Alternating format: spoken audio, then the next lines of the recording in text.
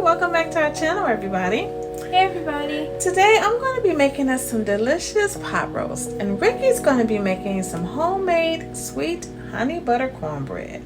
Alright, don't forget to like, share, and subscribe. Thanks for joining us. Let's get started.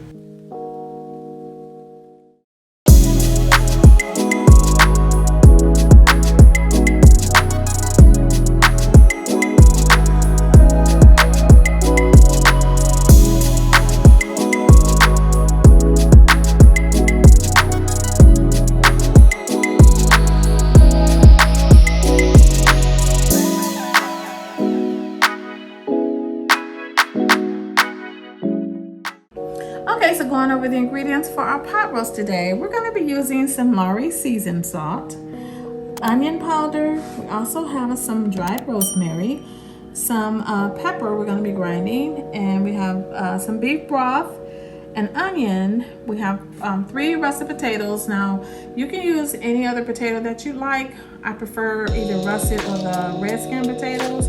I usually use those as well, but that's fine. Anything that you want to use is up to you.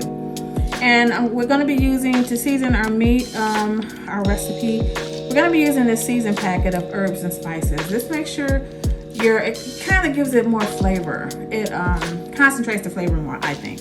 So if you use this, if you have it, that's fine. There's other ones you can use. You don't have to use this brand, but they have other ones out there as well that you can use. So you don't have to if you don't want to. And we have a garlic clove and these cute, sweet, petite baby carrots. I love these. They're so cute. And I'm going to be using some grapeseed oil just to get a good sear on my meat. And that's about it as far as the ingredients. And also to cook my roast, I'm going to be using my multi-cooker. And this is one that I use for my chicken. Like I said, for other things that you've seen me use it for. This is the basket that it comes with for you can use it to deep fry or steam or things like that. But I won't be using it today, but just so you know, this comes with it as well. And we're going to be using, we're going to be using chuck pot roast. And this is a little over 2 pounds. It's a really good cut of meat that I like to use for my pot roast. So that's it. And as far as the ingredients, we will list the exact measurements below the video in the description. Okay? All right, let's get started. Okay, so I'm going to go ahead and get my roast seasoned. I'm just going to lightly salt it because there is salt in the seasoned packet as well as the beef broth. And if you're going to use like garlic powder or onion powder or anything like that, of course you can be more liberal with those because they do not contain salt, as I'm doing here. And pepper as well. And there's many other ways that you can cook a roast. You don't have to use the method that I'm using. My mom actually used a different method. The way she showed me originally was to cook it in the oven with the vegetables. She would cover it and put a little bit of water in there and then put the vegetables in like the last 30 to 45 minutes of cooking time, which is great.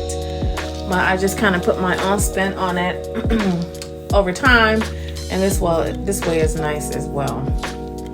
So I'm just going to go ahead and get my cooker ready. I want to set this to 350 so I can get my oil in here and get a good sear on my roast. Now it doesn't take long to sear each side. You just want to get it seared to lock in the flavor, and it's going to sear for maybe 3 minutes on each side, and you'll actually get the browning that you're looking for. So, oh, that's a little smiley face. So this fit nicely in this pot. As you can see, it's already nice and hot, and that enables you to sear it really nicely on both sides. And so it doesn't take long. Like I said, just 3 minutes, and here you can see it's already starting to brown after about a minute. And so you just want to do that on both sides. Now, pot roast is something that I love. I've been cooking it for years for my family, and as well as a kid, I ate it all the time at home because my mom used to make it. And here I'm just going to add my beef broth, and I'm going to add the seasoned packet to my beef broth. I'm going to warm those up. I don't want to put them into my roast cold. It's just something that I do. I know the temperature is going to drop when I put these into my roast. So I just warm it up a little bit. You don't have to do that. It's just something that I like to do. And then I'm going to add my rosemary in here too, just to heat it up a little bit. I'm not trying to cook it. I'm just warming it. And you don't even have to do this part. As I said before, you don't even have to have a seasoned packet if you don't want to. Or you could just use water. I just find that this gives really good flavor. And there's other seasoning packets you can use out there on the market as well. That's not the only kind that you can use, the one that I chose. Haven't you used a beef stew packet? I have. You can actually use a beef stew packet. There's pot roast. It'll just say pot roast or something like that. Mm-hmm. Or like mine says slow cooker, because I am gonna be cooking this slowly for some hours. So it really doesn't matter. You can use those interchangeably. It doesn't matter. And this is a good seared piece of meat. So you can see the browning. It's nice. So I took that out, and then I'm just going to put a little bit of oil in. I'm just going to season. I'm going to put in my garlic. Mm-hmm. So Ricki was kind enough to fight with the garlic press for me, because a piece of garlic was huge. Yeah, I would say if you're going to use a garlic clove, maybe use 2, because ours was huge. So yeah, 2 smaller ones or 1 large one's fine. And I didn't sear that long. I didn't saute that too long, because I don't want my garlic to become bitter. So here I'm just putting in my beef broth along with that good flavor from that seasoned packet. And as you can see, everything is going to go in there. And see, I was able to keep the temperature up. It didn't drop too much because my broth is already warm. So that just kind of saves you a little bit of time. I just hate to see the temperature drop. It's just something about that. It just drives me nuts. You have this good boil, and then all of a sudden there's nothing, So, yeah, I'm going to get this covered, and then I'm just going to check it every now and then. And while that's cooking, I'm going to go ahead and get my potatoes cut up. Now, like I said, I'm using russet potatoes, but I also love to use red skin potatoes. And you just want bite-sized pieces. I know I don't like a whole lot of potatoes, but my husband likes potatoes more than I do. I think my family likes them more than I do. But I just try and think about that and try and put as much in it as I think they will want to eat. And she had mentioned that she was going to use 3, but after cutting it up, she was like 2 is enough. Yeah, 2 was plenty. It was great, because I only had 1 roast, and I wasn't making a lot for a whole lot of people. So, and then I don't want to eat that many potatoes myself. And so I'm also going to get my onion cut up, and of course you can use any kind of onion you like to use. I always say that when I'm cooking, because different onions give you different flavors. Some are sweeter, some are stronger than others. So it's just a matter of preference. And I'm going to get these cut up. And I just cut these in bigger pieces. I just like the way they look and taste in the roast. I just think the bigger pieces, I don't know, it's just something about the way they taste in the roast. They're not cut up really small where you can't really taste it. But you can really taste the onion flavor when you cut your onions this size when you're making a roast. So how many baby carrots do you think you used? About how much? Oh man, I think I used not even half the bag. Mm-hmm. Yeah, not even half the bag. So yeah, that's a very nice color. Mm-hmm. So actually just adding onion powder. I didn't add any salt at all to these vegetables, because as I said, there's salt in other ingredients. And what is going to happen is these potatoes and carrots and onions are going to soak up that flavor. So the salt that's in there will be distributed amongst everything in the pot. So it won't taste salty at all. Yeah. And then I added my parsley in there, and just a little bit of pepper. So that's about it. And I'm going to toss these, and I'm going to set them aside while I wait for my roast to cook. Yeah, while that's marinating, I guess you could say. Mm-hmm. I'm going to start on our cornbread ingredients. Yes.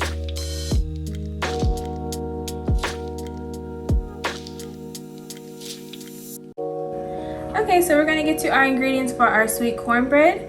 You're going to need canola oil or vegetable oil, half and half salt, baking powder, all-purpose flour, yellow cornmeal, honey, whole milk, sugar, and 4 eggs. And as always, all of the ingredients will be listed down below for you guys to refer back to. Okay, so I'm going to start combining my wet ingredients. Whenever you're making any kind of batter, you want to combine your wet ingredients together first and your dry ingredients, and then you can put them together. It's always best to do that because it helps you prevent over-mixing of your dough. So make sure you combine all of your wet first and all of your dry first, and then put them together. I did forget to mention that I used melted butter in this recipe, which is a very crucial step. Yes, it is. So make sure you put that in there. So I did my whole milk, my half and half, my 4 eggs. I beat them first, then I put them in, and then I did 2/3 cup of oil and 2 tablespoons of honey. Delicious. Yes, that's my favorite part, honestly. Yeah, I love the honey in there. It's only a little bit, but you can taste it in there. That's true. So when you're mixing this, it's gonna look like it's not gonna mix together because of the oil and the butter, but don't be scared. Don't fret, my pet. Because when you put in the dry ingredients, it'll all mix together. Right. So I have my dry ingredients. They've all been sifted together, and now I'm just gonna mix them up. Once I mix them well enough, I make a little bit of a well in the middle so I can incorporate the wet ingredients into the dry. You totally don't have to do that. It's just, I like to do it. So we know that she loves to play in her food. It's fine. As always, you gotta have fun in the kitchen. That's right. So make sure you don't, like I mentioned, over mixing. Make sure you don't do that. You can just mix this until it's just combined. Don't be scared about lumps. This isn't one of those recipes where it has to be a completely 100% smooth batter. Right. But if you overmix your batter, it will be kind of tough. It would be not what you want. Right. That's for sure. So while I was mixing this, my oven was preheating to 350 degrees. I prepared a 9x13 baking pan with some butter and some parchment paper. You don't have to use parchment paper, it's just a preference. And I'm going to scrape all of the batter out of the bowl. Make sure you get all your batter out of the bowl. And I'm going to shake it a little bit to get the air bubbles out. I like to see them pop at the surface. Just another thing I like to do. But that actually has a purpose. Right.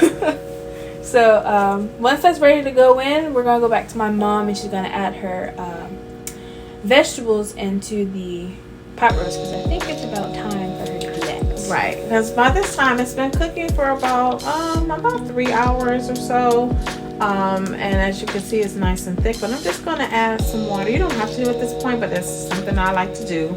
I added 2 cups of water, and it won't water it down. Actually, it's fine because the flavor has been cooking for a while. The juices have been cooking, and it's even more concentrated.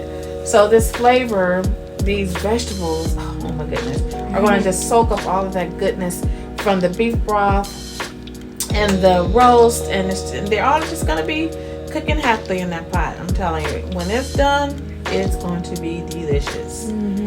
Yes. So as I said, there's no salt in those vegetables. This has been cooking for about 35 minutes, so I let it cook for about 10 more minutes. And while she was doing that, I finished up my pot roast. My pot roast. Girl, I know every time we're cooking, it's like I forget. Wait, what? So anyway, I'm just finishing it up, making sure it's nice and tender, and just giving it a once over. I'm just gonna let it continue to cook until it's done. So this is after those 10 minutes I mentioned. I'm just taking a little bit of butter and spreading it on top. This is optional, but if you do this, make sure your cornbread is warm, or the butter just won't go anywhere and you'll be tearing up your cornbread. But everything's pretty much done at this point. Yep, roast is nice and done. Everything is nice, and look at that. Oh my goodness, it's so good, y'all. You have to try this for yourself. I'm not exaggerating. And let us know if you do. This is a great recipe. I love this this roast. Yes. And as you can see, it's nice and tender. It's just falling apart. So yeah, it's done. Yeah, so make sure you guys like, share, and subscribe. Click the notification bell. You already know what to do. And look at that honey going on that cornbread. Ooh, y'all better ask somebody. That's really good, y'all. I'm not gonna go give me a piece. It is good. You don't have to add this, of course, but it's good. Yeah. Look at all that goodness. That's just deliciousness. You pull a hot sauce on top too. Yep, that goes well with roast. All right, y'all. Make sure you like, share, and subscribe, and hit that notification bell. Thanks for joining us, and we will see you guys on the next video. See ya. Bye-bye.